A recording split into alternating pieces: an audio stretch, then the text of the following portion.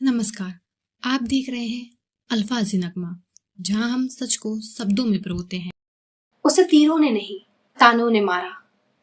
बाप ने नहीं, सोच ने कत्ल किया। बेटी जब उड़ने लगी आसमान में, तब जमीन के रिश्तों ने उसे गिरा दिया।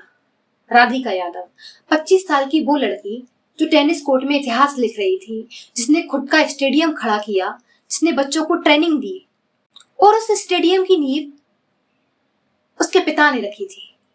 लेकिन उसी पिता ने उसी बेटी को उसी घर में 5 गोलियां उसके सीने में उतार दी। क्यों? क्योंकि समाज ने कहा बेटी की कमाई खाता है, बेटी को आजाद छोड़ रखा है, बेटी इंटरनेट पर इज्जत उछाल रही है। और बाप डर गया, अपनी झूठी इज्जत के नाम पर अपनी बेटी को मिटा दिया।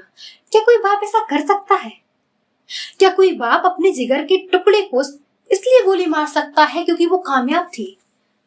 राधिका उस वक्त किचन में थी, खाना बना रही थी। उसे नहीं पता था कि वो आखिरी बार कुछ पका रही है। पीछे से बाप आया और जिंदगी का स्वाद बारूद में बदल गया। 3 गोलियां कमर में चली और 2 जमीन पर गिर गईं। राधिका भी गिर पड़ी, सिर्फ जमीन पर नहीं, एक बेटी की उम्मीद, भरोसे की आखिरी सांस भी टूट गई। और हम सिर्फ ये पूछ रहे हैं कि बाप को क्या हुआ। कोई ये नहीं पूछता कि बेटी को क्या क्या सहना पड़ा होगा। कभी हम कहते हैं कि बेटी बचाओ बेटी पढ़ाओ, और वही समाज के दूसरे मुंह से आवाज आती है कि ज्यादा उड़ने लगी है। राधिका मर गई, लेकिन उसका सवाल आज भी जिंदा है। अगर मेरी तरक्की से तुम्हारी मर्दानगी डगमगाने लगी, तो बंद कर दो खुद को मर्द कहना। कत्ल बेटी का नहीं हुआ, कत्ल सोच का हुआ।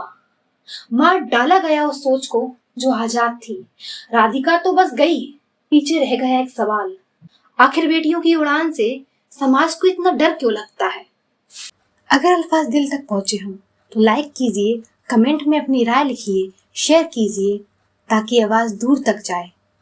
सब्सक्राइब करके जुड़िए अल्फाज नगमा के कारवां से, क्योंकि यहाँ हर लफ्ज सच बोलता है। फिर मिलेंगे एक और हकीकत के साथ। तब तक के लिए जय हिंद।